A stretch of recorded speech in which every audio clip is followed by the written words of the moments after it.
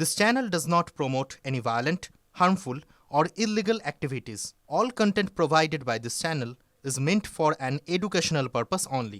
এই sector 5-এ water side building যেখানে আমরা রয়েছি গ্রাউন্ড ফ্লোরে, এবং আসার পর সরাসরি আমরা দেখলাম ভিআইপি লিফটে করে মুখ্যমন্ত্রী সরাসরি কিন্তু 11 তলায় চলে গেলেন। সেখানে মুখ্যমন্ত্রী এবং তার নিরাপত্তার যারা দায়িত্বে রয়েছেন, ডিরেক্টর অফ সিকিউরিটির সেখানকার বাছাই করা অফিসার ছাড়া আর কাউকে অ্যালাউ করা হয়নি। আমরা জানি না যেখানে যে অফিসের ভেতরে ইডি তল্লাশি চালাচ্ছে মুখ্যমন্ত্রীকে সেখানে প্রবেশ করতে দেওয়া হয়েছে কিনা। কিন্তু নিচের ছবিটা আমরা কি দেখলাম, লিফটের বাইরে সমস্ত লিফট লক করে দেওয়া হলো, একটা লিফট খোলা রাখা হলো। সেখানে বাইরে আমরা দেখলাম সুজিত বসুকে, আমরা কৃষ্ণা চক্রবর্তীকে দেখলাম, অসংখ্য পুলিশ অফিসারকে দেখলাম বিধাননগর কমিশনারেটের, এবং স্বাভাবিকভাবেই সংবাদ মাধ্যমকে আটকে দেওয়ার একটা প্রবল চেষ্টা দেখা গেল।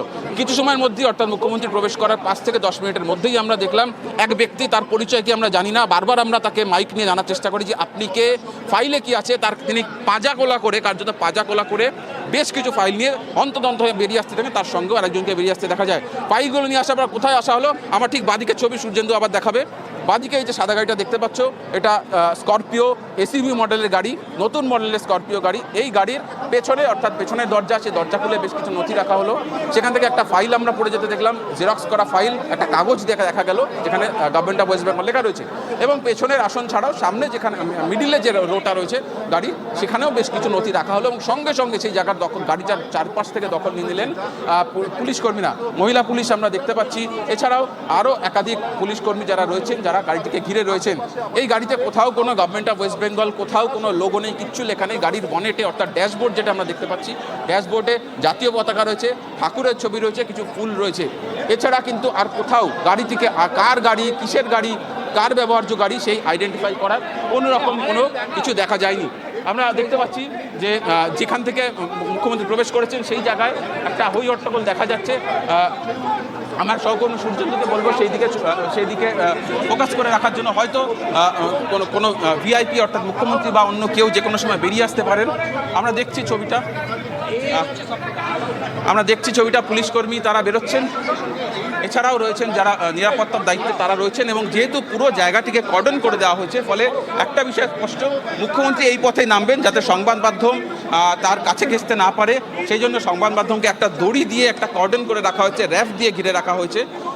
ফলে এখন দেখার যে সেই নথিতে কি রয়েছে। এবং আমরা দেখলাম যখন মুখ্যমন্ত্রী আসছেন তার ঠিক 5 মিনিট থেকে 10 মিনিট আগে আরও সিআরপিএফ বাড়ানো হলো, যেখানে প্রতীক জৈনের যে অফিস, আইপ্যাকের যে অফিস, সেখানে তল্লাশি চলছে। সেখানে আরও 7 জন সিআরপিএফ জওয়ান, তারা বিশেষ বর্ব নিয়ে আসলেন। তার কারণ সিআরপিএফও কোথাও একটা আশঙ্কা করছিলেন। সিআরপিএফের তরফ থেকে আশঙ্কা করা হচ্ছিল যে তাদের যে তল্লাশি অভিযান চলছে, অর্থাৎ সিআরপিএফের কিন্তু এই ধরনের তল্লাশিতে মূল দায়িত্ব, ভেতরে যখন অফিসাররা তল্লাশি অভিযান চালায়, যখন সার্চ করে, তখন বাইরে ল অ্যান্ড অর্ডার সামলানো, অর্থাৎ বাইরে যাতে কোনো অপ্রীতিকর পরিস্থিতি তৈরি না হয়, যাতে ইডির তল্লাশিতে কোথাও কোনো বাধাপ্রাপ্ত না হয়, কোথাও যাতে ভেতরে কেউ প্রবেশ করতে না পারে, এই বিষয়গুলি দেখা। সেই কারণে আমরা দেখলাম যে মুখ্যমন্ত্রী আসার কিছু সময় আগেই সিআরপিএফ জওয়ানদের একটা বড় টিম, 7 জনের একটা টিম, যার মধ্যে একজন কমান্ড্যান্ট র্যাঙ্কের অফিসার, তাকেও আমরা দেখলাম। সেই সিআরপিএফ কমান্ড্যান্ট তিনিও কিন্তু প্রবেশ করলেন। ফলে এই মুহূর্তে, এবং তার কিছু সময় পরে মুখ্যমন্ত্রী ঢুকে যাওয়ার পরে আমরা রাজীব কুমার, তাকেও আমরা এখানে আসতে দেখি। ফলে এই ঘটনা কোথাও একটা স্মরণ করাচ্ছে বেশ কয়েক বছর আগের একটা স্মৃতিকে, 2019-এর স্মৃতি, যে সময় রাজীব কুমার কলকাতার পুলিশ কমিশনার ছিলেন।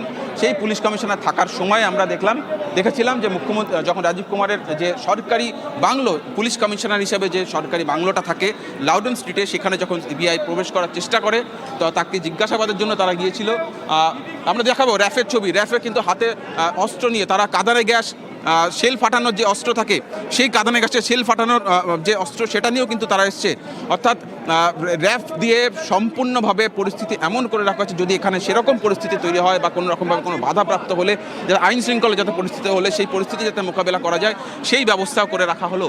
র্যাফের আমরা দেখতে পাই, আমার সহকর্মী সূর্যেন্দুকে যদি সম্ভব হয় একটু দেখানোর চেষ্টা করবে দর্শকদের, যে র্যাফের যারা জওয়ান রয়েছেন তাদের কাছে কিন্তু সেই বিশেষ অস্ত্র রয়েছে, যেটা দিয়ে তারা কাঁদানে গ্যাসের শেল ফাটান। প্রশ্ন এখানে, যেখানে তল্লাশি চলছে, মুখ্যমন্ত্রী নিজে এখানে উপস্থিত রয়েছে, এখানে এই ধরনের কাঁদানে গ্যাসের শেল নিয়ে আসার পরিস্থিতি কি তৈরি হলো, এমন কি পরিস্থিতি তৈরি হতে পারে। দেখতে পাচ্ছ যে পজিশন নিলেন র্যাফের জওয়ান, হাতে সেই অস্ত্র রয়েছে। আমার সহকর্মী সূর্যেন্দু দেখাবে যে কাঁদানে গ্যাসে শেল ফাটানোর যে ধরনের যে অস্ত্র প্রয়োজন হয়, সেই অস্ত্র নিয়েও তারা চলে এসছেন। ফলে এখানে এমন তাহলে কি পুলিশের তরফ থেকে কোনো রকম আইন শৃঙ্খলাজনিত সমস্যার আশঙ্কা করা হচ্ছে? সেই কারণেই কি এইরকম বন্দোবস্তের কিন্তু আমরা এর আগে কোনো ইডি বা সিবিআইয়ের কোনো তল্লাশিতে আমরা আগে দেখতে পাইনি। এই যে বন্দোবস্ত দেখতে পাচ্ছ পুলিশি ব্যবস্থা, এইরকম বন্দোবস্ত বা এরকম অতিরিক্ত পুলিশি বন্দোবস্ত কিন্তু এর আগে কখনো দেখা যায়নি। ফলে স্বাভাবিকভাবে একটা নজিরবিহীন ছবি সকাল থেকে আমরা দেখতে পাচ্ছি। সূর্যেন্দু সেই ছবিটা এক এক করে দেখাচ্ছে। সহকর্মী সূর্যেন্দুকে অনুরোধ করবো সেই ছবিটা আরও ভালো করে যদি সম্ভব হয় দর্শকদের দেখানো। ধর্মিষ্ঠা। সুজয়, আমি সম্প্রীতি রয়েছি তোমার সঙ্গে স্টুডিও থেকে, আর এই মুহূর্তে যে ছবি তুমি আমাদের জন্য তুলে ধরছো, যে রীতিমতো যে গাড়ি আমরা দেখতে পাচ্ছি সাদা রঙের স্করপিও গাড়ি, সেখানে প্রচুর পরিমাণে ফাইল এনে রাখা হয়েছে। আর এখনো পর্যন্ত যে খবর পাওয়া যাচ্ছে সূত্র মারফত, তৃণমূল কংগ্রেসের নামে নথিভুক্ত এই গাড়ি রয়েছে, যে গাড়িতে এনে ফাইলগুলো রাখা হয়েছে। এবং এখানেই প্রশ্নগুলো উঠছে যে কি রয়েছে এই ফাইলে, কেন আচমকা এই গাড়িতে এনে এই ফাইলগুলো রাখা হলো?